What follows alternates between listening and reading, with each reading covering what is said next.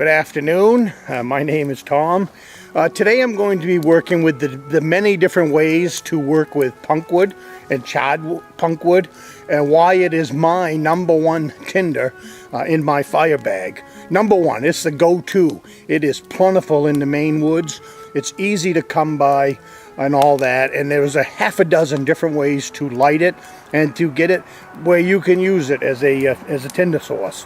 So you will hear some cars in the background today. I apologize for that. I am at home base. I am not at the cabin. It'll be a few more days before I can get back up there. But I thought you might enjoy the campfire. Anyways, it's a little chilly here. It's day before the New Year's, so it's December 31st. I've been down here for a few hours.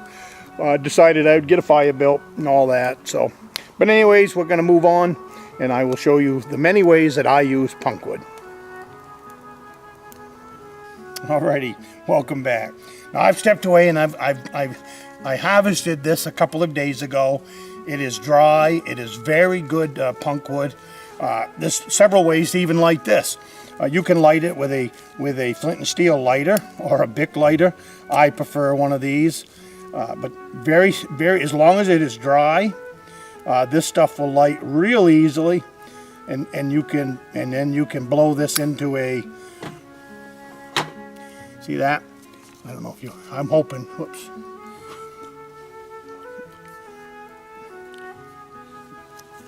I'm not sure that you saw, so I'm going to redo it. Okay. What I've got here is just a piece of raw punkwood. It hasn't been treated. I'm going to light it with a flint and steel lighter. So as long as it is dry and good quality punkwood, look through my videos. I will leave a link. You will see what I consider prime punkwood, good quality punkwood. But you can see I've turned that into a coal instantly with just a flint and steel lighter. So that is why. Now you take this right here and you stick it into a grass bundle, you stick it into a stick bundle, and you can build all the fire you want. I will be doing a stick bundle later on, video on this stuff, but for right now, this video, I want to show the many different uses and ways to light charred punkwood. The other way, now you could take this tin right here. I'm not going to do it today because then the whole thing will get on fire, and I'm trying to show a couple of things. But anyway, this is a piece of charred punkwood, and again, what we spoke on earlier. Save your rod. Don't use it all up in one sitting. So I'm going to try. Usually I'll fire it into there if I have to, but I'm going to try to light just one. I actually had it with the first strike. But see right there, one strike, ouch. One strike, you've saved your rod, you've got a coal. Now you can transfer this to a ball, to a grass nest or a stick nest, and you'll have your fire. Now, if you don't want to use a lighter, but you got your coal now. This right here with a rod is hard to light this. I don't know if you could, I don't think you can. But what I do is I get this lit, and then you can transfer the coal to a raw one, or to a whole pile. I mean, look at this sucker here. This is a big piece. It's getting hot. I don't know if I can hold it anymore.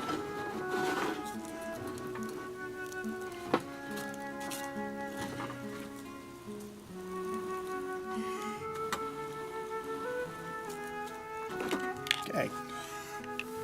Now you can see I have transferred that coal to this piece of raw punkwood.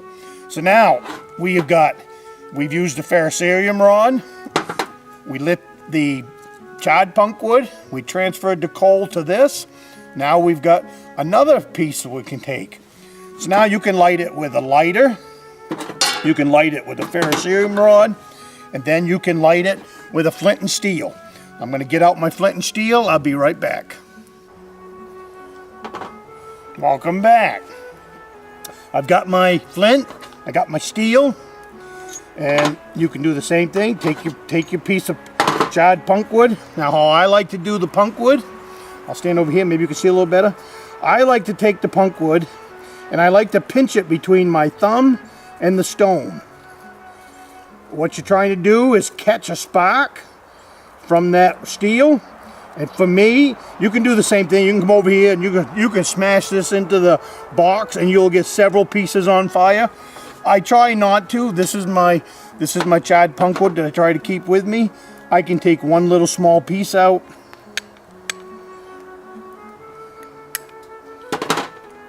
Three strikes. This thing is on fire in several places. That is why charred punk wood and punk wood in general is my go-to tinder for absolutely almost every fire that I build.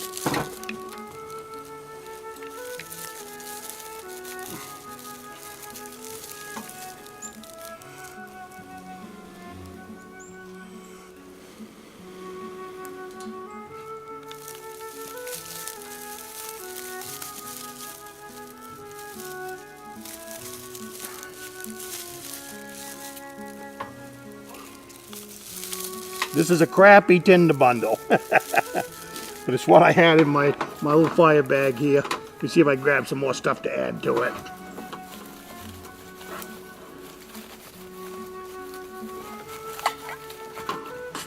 Nope.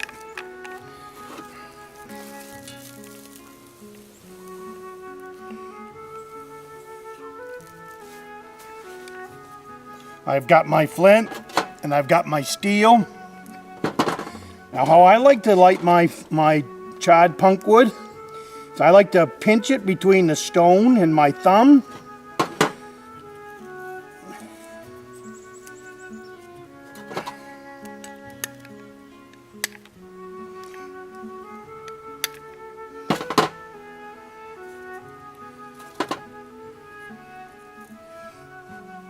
There you go. I think that was 3.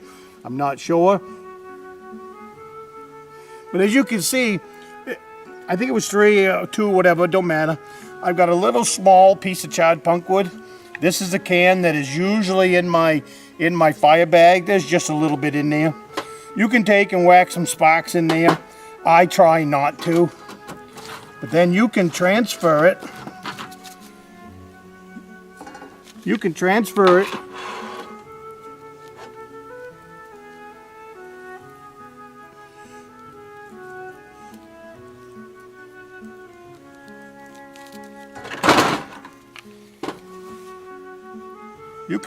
it very easily to a bigger piece of dry punk wood. Give that a few seconds to just simmer. These other ones, you can see they've just turned to ashes. That's how much this will turn into a giant coal that you can stick inside of a grass nest, or I prefer stick bundles up here because in the wintertime grass is too hard to come by. So you put this into a stick bundle and you will have a fire. I am going to let this simmer for a minute. I am going to gather some sticks right now and I will come back and I will turn this into a stick bundle fire for you. Alrighty, I am back. I gathered a small handful of twigs, sticks. You want these as dry as you can find them. A stick bundle up here is I realize that this is a lot harder to do. I wish more people would practice their craft in building bundles out of sticks. The reason for that is in the state of Maine, we have anywhere from 3 to 6 feet of snow on the ground for several months up here. So finding grasses and dry leaves to make a bundle out of is a really poor choice of bundles for your nest. So learn how to use the sticks. It's a little bit more tricky. You've got to be a little bit more patient. It's not as easy, but it is a lot better form for you to learn. So you take your punk wood or your chaga and you stick it down in the center, as far as you can get it. Now you got to squeeze it. You got to keep it in there. Okay? So now you see it's in my little bundle here. Now you just give it some air. Doesn't have to be a lot, just a little. Just blow on it.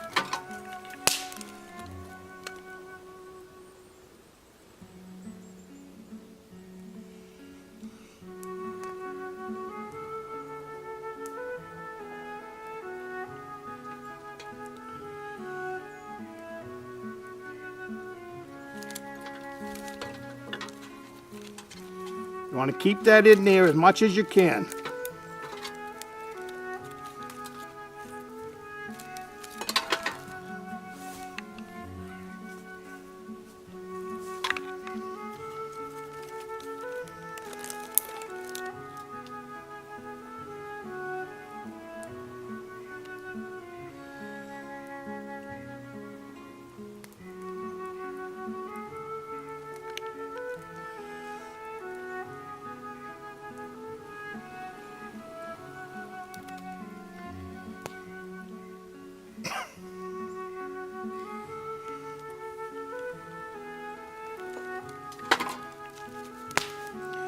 Be patient.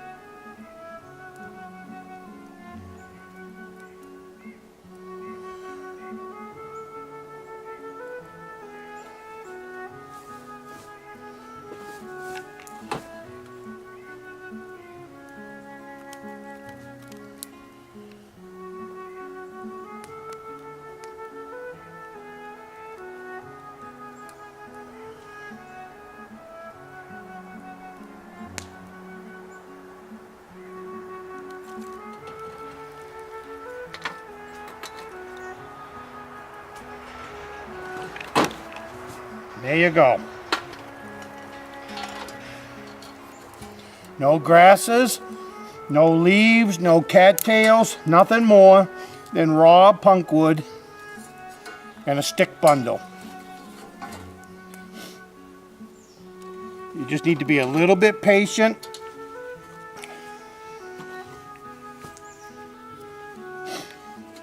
This is the most important bundle that I feel that you can learn how to use in the northern Maine forest before you come up here.